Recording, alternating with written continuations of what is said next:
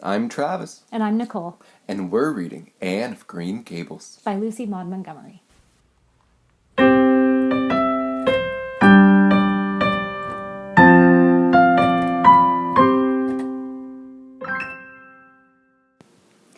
Chapter 25. Matthew insists on puffed sleeves. Matthew was having a bad 10 minutes of it.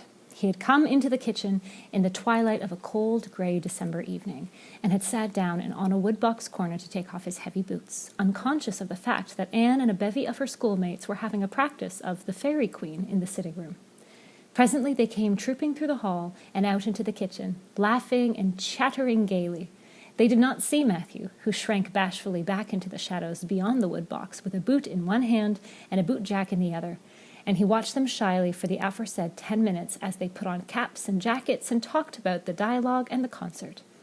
Anne stood among them, bright-eyed and animated as they, but Matthew suddenly became conscious that there was something about her different from her mates. And what worried Matthew was the difference impressed him at being something that should not exist. Anne had a brighter face, and bigger, starrier eyes, and more delicate features than the others. Even shy, unobservant Matthew had learned to take note of these things. But the difference that disturbed him did not consist in any of these respects.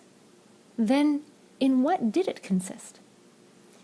Matthew was haunted by this question long after the girls had gone, arm in arm, down the long, hard, frozen lane, and Anne had betaken herself to her books. He could not refer it to Marilla, who, he felt, would be quite sure to sniff scornfully and remark that the only difference she saw between Anne and the other girls was that they sometimes kept their tongues quiet while Anne never did. This, Matthew felt, would be no great help. He had recourse to his pipe that evening to help him study it out, much to Marilla's disgust. After 2 hours of smoking and hard reflection, Matthew arrived at a solution of his problem. Anne was not dressed like the other girls. The more Matthew thought about the matter, the more he was convinced that Anne never had been dressed like the other girls. Never since she had come to Green Gables. Marilla had kept her clothed in plain, dark dresses, all made after the same unvarying pattern.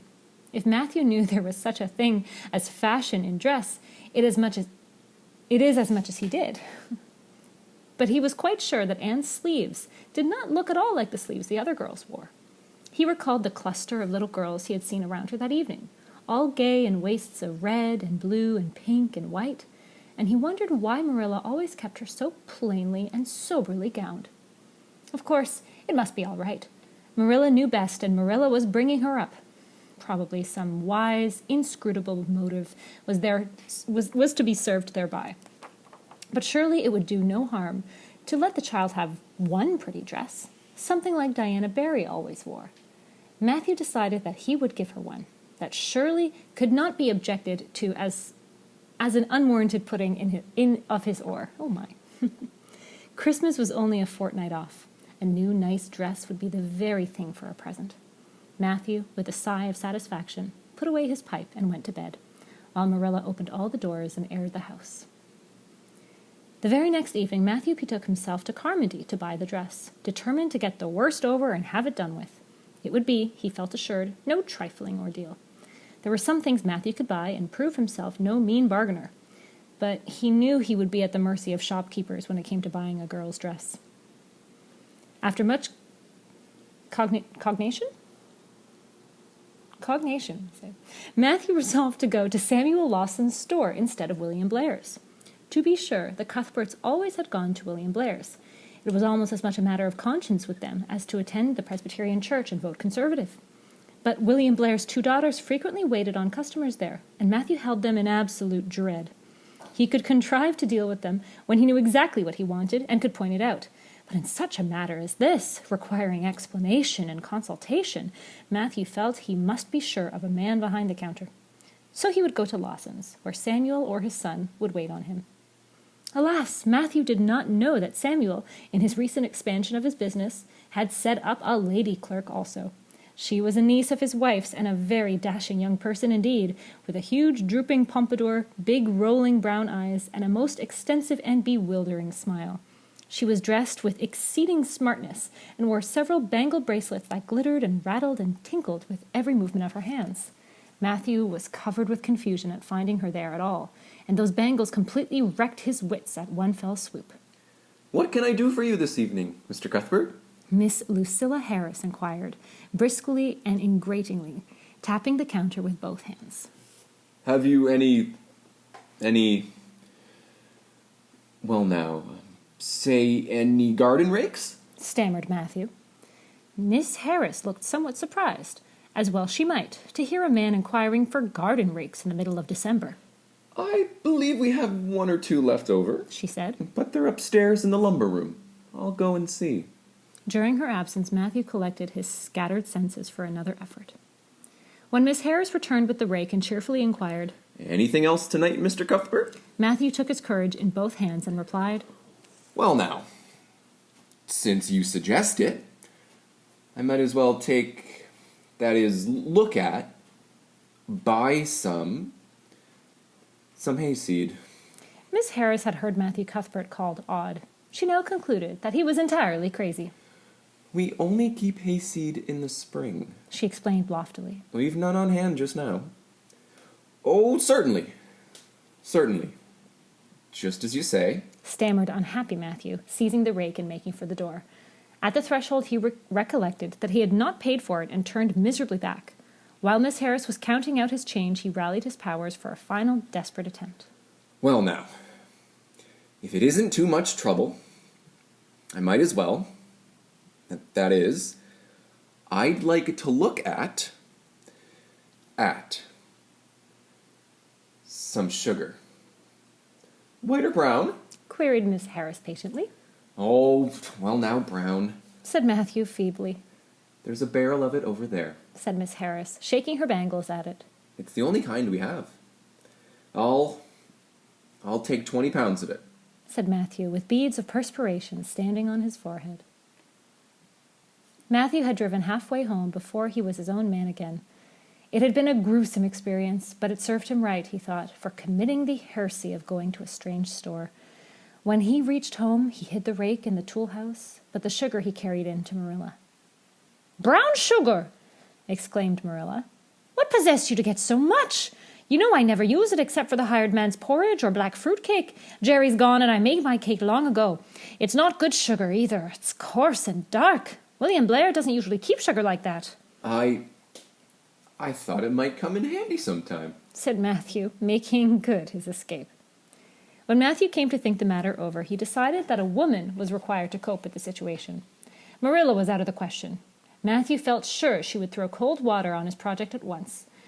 Remained only Mrs. Lynde, for of no other woman in Avonlea would Matthew have dared to ask advice. To Mrs. Lynde he went accordingly, and that good lady promptly took the matter out of the harassed man's hands. Pick out a dress for you to give to Anne. To be sure I will. I'm going to Carmody tomorrow, and I'll attend to it. Have you something particular in mind? No? Well, I'll just go by my own judgment then.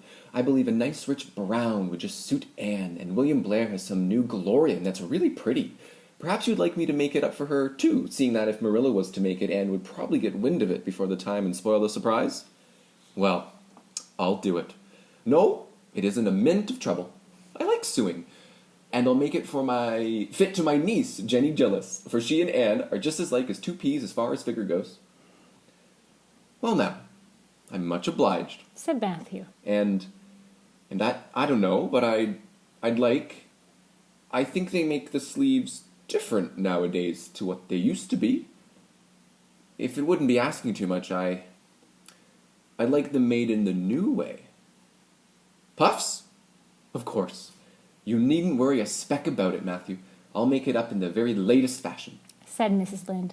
To herself she added when Matthew had gone. It'll be a real satisfaction to see that poor child wearing something decent for once. The way Marilla dresses her is positively ridiculous, that's what. And I've ached to tell her so plainly a dozen times. I've held my tongue, though, for I can see Marilla doesn't want advice, and she thinks she knows more about bringing up children than I do, for all she's an old maid. But that's always the way. Folks that has brought up children know that there's no hard and fast method in the world that'll suit every child. But them as never have thinks it's all as plain and easy as rule of 3. Just set your 3 terms down so fashion, and the sum will work out correct. But flesh and blood don't come under the head of arithmetic, and that's where Marilla Cuthbert makes her mistake. I suppose she's trying to cultivate a spirit of humility in Anne by dressing her as she does. But it's more likely to cultivate envy and discontent. I'm sure the child must feel the difference between her clothes and the other girls. But to think of Matthew taking notice of it. That man is waking up after being asleep for over 60 years. Marilla knew all the following fortnight that Matthew had something in his mind, but what it is she could not guess, until Christmas Eve, when Mrs. Lynde brought up the new dress. Marilla behaved pretty well on the whole, although it is very likely she distrusted Mrs. Lynde's diplomatic explanation that she had made the dress because Matthew was afraid Anne would find out too soon if Marilla had made it. So this is what Matthew has been looking so mysteriously over and grinning to himself about for 2 weeks, is it? She said a little stiffly, but tolerantly. I knew he was up to some foolishness. Well, I must say, I don't think Anne needs any more dresses. I've made her 3 good, warm, serviceable ones this fall, and anything more is sheer extravagance. There's enough material in those sleeves alone to make a waist. I declare there is. You'll just pamper Anne's vanity, Matthew, and she's as vain as a peacock now. Well, I hope she'll be satisfied at last, for I know she's been hankering about those silly sleeves ever since they came in, although she never said a word after the first. The puffs are getting bigger and more ridiculous right along. They're as big as balloons now. Next year, anybody who wears them will have to go through a door sideways. Christmas morning broke on a beautiful white world. It had been a very mild December, and people were looking forward to a green Christmas. But just enough snow fell softly in the night to transfigure Avonlea. Anne peeped out from her frosted gable window with delighted eyes. The firs in the haunted wood were all feathery and wonderful. The birches and wild cherries were outlined in pearl. The plowed fields were stretches of snowy dimples, and there was a crisp tang in the air that was glorious. Anne ran downstairs singing until her voice re-echoed through Green Gables. Merry Christmas, Marilla! Merry Christmas, Matthew! Isn't it a lovely Christmas? I'm so glad it's white. Any other kind of Christmas doesn't seem real, does it? I don't like green Christmases. They're not green. They're just nasty faded browns and grays. What makes people call them green? Why, Matthew, is that for me? Oh, Matthew! Matthew had sheepishly unfolded the dress from its paper swathings and held it out with a deprecatory glance at Marilla, who feigned to be contemptuously filing the teapot, but nevertheless watched the scene out of the corner of her eye with a rather interested air. Anne took the dress and looked at it with reverent silence. Oh, how pretty it was! A lovely soft brown gloria with all the gloss of silk, a skirt with dainty frills and shirrings, a waist elaborately pin-tucked in the most fashionable way, with a little ruffle of filmy lace at the neck. But the sleeves, they were the crown and glory, long elbow cuffs, and above them 2 beautiful puffs divided by rows of shirring and bows of brown silk ribbon. That's a Christmas present for you, Anne, said Matthew shyly. Why, Anne, don't you like it? Well, now. For Anne's eyes had suddenly filled with tears. Like it? Oh, Matthew! Anne laid the dress over a chair and clasped her hands. Matthew, it's perfectly exquisite. Oh, I can never thank you enough. Look at those sleeves. Oh, it seems to me this must be a happy dream. Well, let's have breakfast, interrupted Marilla. I must say, Anne, I don't think you needed this dress. But since Matthew had got it for you, see that you take good care of it. There's a hair ribbon Mrs. Lynde left for you. It's brown, to match the dress. Come now, sit in. I don't see how I'm going to eat breakfast, said Anne rapturously. Breakfast seems so commonplace at such an exciting moment. I'd rather feast my eyes on that dress. I'm so glad that puffed sleeves are still fashionable. It did seem to me as though I'd never get over it if they went out before I had a dress with them. I'd never feel quite satisfied, you'd see. Oh, it's lovely of Mrs. Lynde to give me the ribbon, too. I feel that I ought to be a very good girl indeed. It's at times like this I'm sorry I'm not a model little girl, and I always resolve that I will be in the future. But somehow it's hard to carry out your resolutions when irresistible temptations come. Still, I really will make an extra effort after this. When the commonplace breakfast was over, Diana appeared, crossing the white log bridge in a hollow, a gay little figure in her crimson ulster. Anne flew down the slope to meet her. Merry Christmas, Diana! And oh, it's a wonderful Christmas. I've something splendid to show you. Matthew has given me the loveliest dress, with such sleeves. I couldn't imagine it any nicer. I've got something more for you, said Diana breathlessly. Here, this box. Aunt Josephine sent out a big box with ever so many things in it. And this is for you. I'd have brought it over last night, but it didn't come until after dark, and I never feel very comfortable coming through the haunted wood in the dark now. Anne opened the box and peeped in. First a card with, "For the Anne girl, and Merry Christmas," written on it. And then a pair of the daintiest little kid slippers with beaded toes and satin bows and glistening buckles. "Oh," said Anne. "Diana, this is too much. I must be dreaming." I call it providential, said Diana. You won't have to borrow ruby slippers now, and that's a blessing, for they're 2 sizes too big for you, and it would be awful to hear a fairy shuffling. Josie Pye would be delighted, mind you. Rob Wright went home with Gertie Pye from the practice night before last. Did you ever hear anything equal to that? All the Avonlea scholars were in a fever of excitement that day, for the hall had to be decorated and a last grand rehearsal held. The concert came off in the evening and was a pronounced success. The little hall was crowded. All the performers did excellently well, but Anne was the bright, particular star of the occasion, as even envy, in the shape of Josie Pye, dared not deny. "Oh, hasn't it been a brilliant evening?" sighed Anne, when it was all over and she and Diana were walking home together under a dark, starry sky. Everything went off very well, said Diana, practically. I guess we must have made as much as $10. Mind you, Mr. Alling is going to send an account of it to the Charlottetown papers. "Oh, Diana, will we really see our name in print? It makes me thrill to think of it. Your solo was perfectly elegant, Diana. I feel prouder than when you did it and you got an encore. I just said to myself, it's my dear bosom friend who is so honored." Well, your recitations just brought down the house, Anne. That sad one was simply splendid. Oh, I was so nervous, Diana. When Mr. Allen called out my name, I really cannot even tell how I got up on the platform. I felt as if a million eyes were looking up at me and through me, and for one dreadful moment I was sure I couldn't begin at all. Then I thought of my lovely puffed sleeves and took courage. I knew that I must live up to those sleeves, Diana. So I started in, and my voice seemed to be coming from ever so far away. I felt just like a parrot. It's providential that I practiced those recitations so often up in the garret, or I'd never been able to get through. Did I groan all right? Yes, indeed. You groaned lovely, assured Diana. I saw old Mrs. Sloane wiping away tears when I sat down. It was splendid to think I'd touched someone's heart. It's so romantic to take part in a concert, isn't it? Oh, it's been a very memorable occasion indeed. Wasn't the boys' dialogue fine? said Diana. Gilbert Blythe was just splendid. And I do think it's awful mean the way you treat Gil. Wait till I tell you. When you ran off the platform after the fairy dialogue, one of your roses fell out of your hair.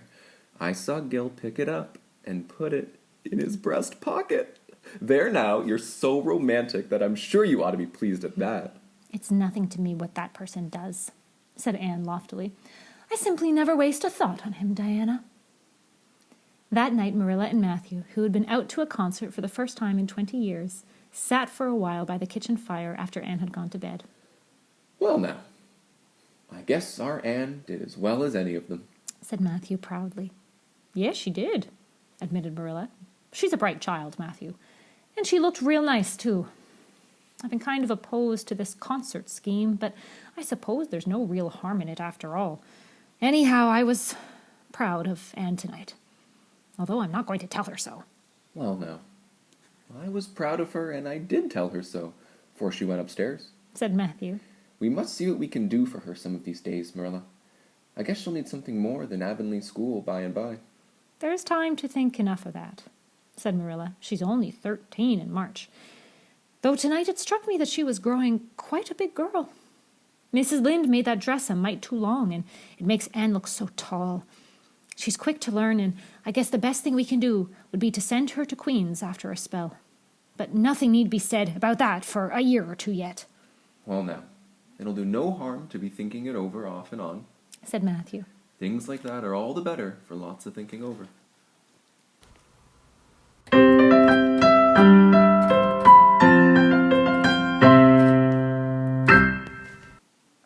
I'm Travis. And I'm Nicole. And we just finished reading chapter 25 of Anne of Green Gables. Oh, I love this chapter. Wasn't it so fun? Oh. Don't tell anyone, but Travis cried. So, as per normal, Nicole, time to do our 30-second recap. with our lovely listeners getting to go first. Excellent. On your marks. Get set. Go!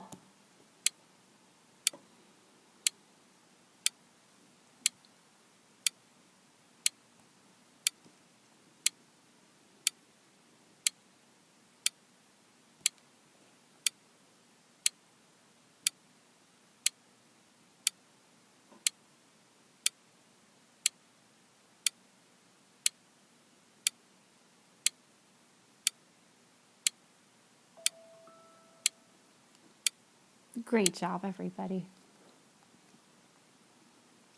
In our usual tradition, we have to find out who goes first. I think it's me this time. Okay. Oof, here we go. On your mark. Get set. Go. Okay, so much happened in this chapter. Opened up, Matthew, seeing Anne and the girls talking, noticed something was different, wanted to get Anne a new dress, puff sleeves, went in a few times, had a really tough time going about this with this female clerk, asked Mrs. Lind for help. Mrs. Lind ended up making it. They ended up, Anne loved it on Christmas morning. They ended up going to the concert, having a wonderful concert. Recitations were wonderful. Diana's recitations were wonderful. They went back home. Matthew and Marilla realized that, man, Anne's getting really big. We had to start thinking about her future, and it was amazing. Wow, that was actually extremely thorough.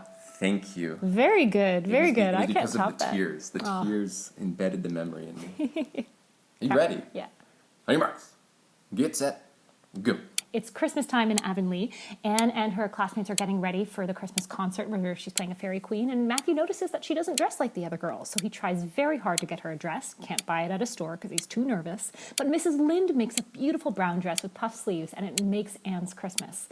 That night, she does such a great show. She's so proud of herself. Marilla and Matthew are so proud of her, they almost tell her, but not quite. Oh, poor Marilla. But they do acknowledge that she's getting older and getting ready for an exciting future. Ooh. Oh, that wasn't as good. I'm sorry. Really? I forgot. Anne was proud of herself. That's decent, though. But I think it was Marilla and Matthew being proud of her that really sealed the deal. That it's such a sweet chapter. And it just goes to show that Anne's intelligence and character and personality will shine through any outfit. But now she gets to feel a little more appropriate with her girlfriends. Yeah. So in this chapter, Marilla expresses her disappointment in the fashion for little girls, but Matthew thought it was very important. And we're wondering, for all you at home, why do you think Matthew was so set on getting Anne a dress for Christmas? On that note, again, thank you all for joining us for Anne of Green Gables. We'll see you next week. Talk soon.